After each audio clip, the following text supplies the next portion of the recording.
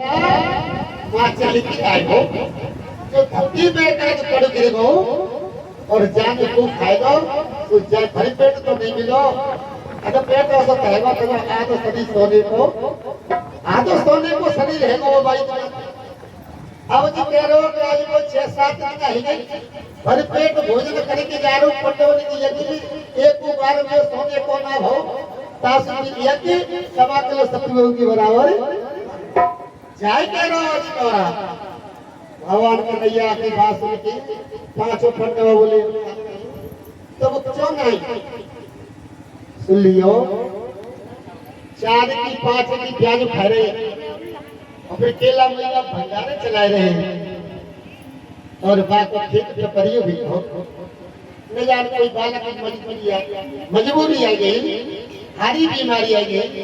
या पिटिया के ब्याह शादी का कर्ज ले लो ऐसी आपत्ति आगे नहीं दे पाओ तो बाप को ब्याज पे ब्याज सबर वापस ले लगवाई दो फिर केला में जाओ भंडारी करवाओ केला में का कल्याण हो जाओ अरे ताके मुकुट बड़ा छीन लो रे और भित्तु भंडारे उतारो का हुए दो कुछ नहीं होने वाला है किसी के कारण पांडवों ने यज्ञ तो करी परिवार में लोग हंसते आओ धनो पांडव का की नौकरी करेंगे तो नहीं गए अब नौकरी करी और तब जन्म वो कौरव पांडव को लड़ाई होती उतरी कि नहीं कौरव कौन करते चौक धृतराज आ जाए तो बिना तो राजा छत्रपति आवे तो भयती बोले इन कौरवाओं ने पांडवों ने राजा मरुतगण ने ध्यान से सुनियो राजा मरुतगण थे बड़े पैसा वाले बहुत पैसा वाले बड़े अच्छे विचार राजा मरुतगण ने यज्ञ करी तो जहां तक मैंने सुने तहां तक सब ऋषि महर्षि संत बुलाए और उनके भोजन के कालीन बड़े बड़े सुंदर सुंदर व्यंजन बनवाए पर पत्तल काय की बनवाई मालूम है सोने की गौआ सनैया पत्तल और वे पत्तल संतन के अंदर फंसी संतन ने देखो अरे जी राजा तो बड़ा दुराचारी भिखारी है लक्ष्मी भैया को अपमान करोगे है सोने के पात्र में भोजन करावे को तो ऋषि ने आप क्रोध आके असरा बदलते सब चले गए कई पत्तल उठाओ राजा मरुतगण ने किया बताते तब आप पटीलो से बनो और पाले के पंडवा खोल लाए पंडवा ले आए गए पत्ता की यज्ञ करी तो भगवान कन्हैया ने कही कि सवा किलो सत्तू की बरोबर तो मने कोई सत्कर्म करो ना कोई गुणनी ने तो धर्म कर्म करो ना पूर्ण पसीना की कमाई ना वो सरे की यज्ञ करी है तब पंडवा ने फिर यज्ञ करी तो पकड़ सी एकता में को धन लगाओ भैयाओ तो कथा का चल रही सुपद ऋषि का कथा चल रही तो अब पांडवों ने बड़े विधि विधान की यज्ञ करी कि अब की कोई प्रभु नहीं करेंगे काऊ कहते एक रुपया नहीं देंगे अपने घर से यज्ञ करेंगे यज्ञ करी तो भगवान कन्हैया ताऊ की चमक धाक लगाई दी हे पांडवों यज्ञ तभी संपन्न होगी जब आकाश में घंटा बज जावे अगर घंटा नहीं बजो तो फिर वो यज्ञ संपन्न नहीं होगा तब पांडवों ने यज्ञ करी सब ऋषि महर्षि बुलाए एक काशी कहते सुपथ नाम थे इनका दूसरा नाम सुदर्शन है और बिना निमंत्रण नहीं दो क्यों कि वे बाल थे निमंत्रण नहीं दो अब सबरे ऋषि महर्षि भोजन करवे के काजी बैठे और भोजन करके मृत्यु है पर आकाश में घंटा ये बेचारा फिर चिंता भाई कि कन्हैया आकाश में घंटा तो बजो ही नहीं सोई कन्हैया मंदिर में घुसनाए और बोले कि हे भैया धर्म जा मैं कल साधु में भोजन ही ना करो सुन लेना वेद पुराण में कथा पड़ी पर बैराग चलो जाय के कानो जाय सुपत ऋषि को बैराग ले लो कि को जय मन गौतम भृगु कुलय वशिष्ठ अंगरा व्यास सुखदेव आदि सबने भोजन करे पर घंटा नहीं भयो सुपत के आने से घंटा सो लेकिन कारण क्या है जाय की ढूंढ करने का सुपत है तो है जब भाई करी तो करुणा में कैसे चले करे और के करुणा में तो करुणा में कोई द्वापर सदु कवि साहब क्या लोग नहीं आए है सत्युग में आए संत सुपर नामती कथा आगे आवेगी वो जन्म की कथा चलेगी और त्रेता में आए मनिंद्र नामती और द्वापर में आए करुणा में नामती और कलयुग में आए कबीर में चारों युग में आए तब बताई कि अगर एक ही संपन्न करवाऊं चाहते तो काशी में चले जाओ काशी को सुपत नाम को एक महात्माएं वो तुम्हारी एक की राय तुम्हारी एक सफल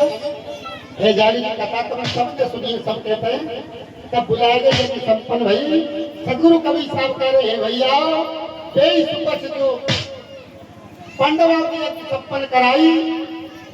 ये उनके माता पिता थे को धर्मदास और आनंद भैया द्वापर युग में इनको नाम लक्ष्मी और नरहत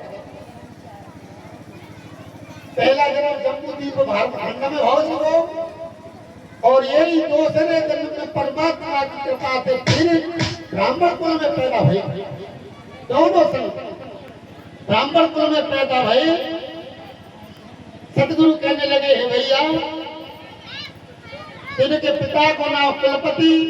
और माता को नाम महेश रखा गया देव योग फिर दोनों की शादी हुई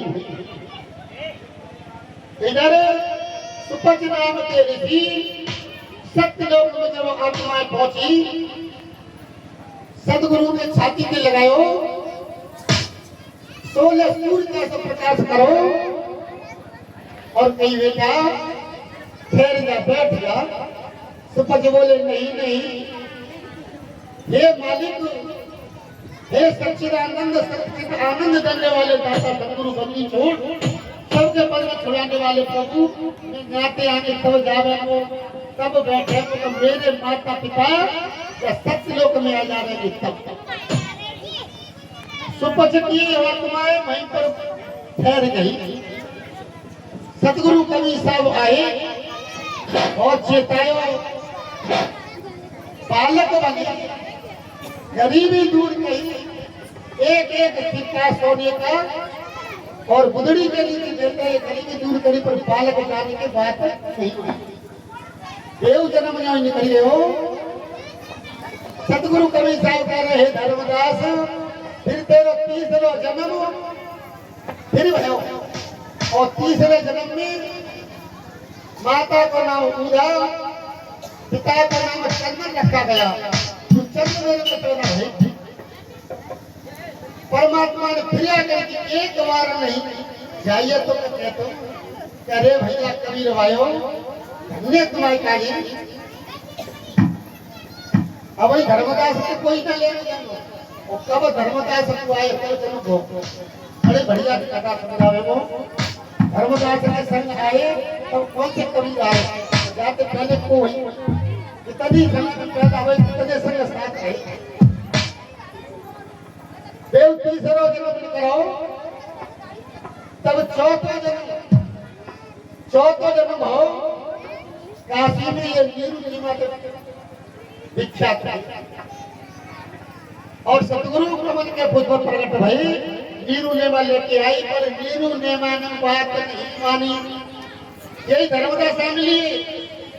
बात नहीं मानी सतगुरु कवि साहब की वे भी जन्म में ही निकल गए हो अब पांचवा जन्म को कहा मथुरा में रत्ना नाम के प्रसिद्ध हुए और सदगुरु मथुरा में जाएगी ज्ञान दो तब जितने बात मानी तब आरती चर्चा करायो और दोनों को अपनी भक्ति के द्वारा अपनी शक्ति के द्वारा सत्य लोक दिखायो तब जिनने बात मानी और तब जिनकी आत्मा सत्यलोक में पहुंची यही आकर के धर्मदास और आमनी भैया की प्रकट हुई कहा बांधव वैसे परिवार में कार्तिक को महीना कार्तिक की पूर्णों को और भाई तब जब पैदा हुए धर्मदास का जन्म क्या हो बांधव अंकुरी जीव थे मालिक ने सत्यलोक में भेजे कि जाकर के सब जीवन को चेतियो पर काल देवता ने और माया ने अपने बंधन में बांध ले और सत्य की भक्ति फिर भूल गए। कौन की सेवा कर रहे हैं? ठाकुर जी भारती भगवान कन्हैया की सेवा कर रहे हैं। एक भजन बुलाओगे अब कराने के खाने में आई पा रही है यहाँ से अब चलेगी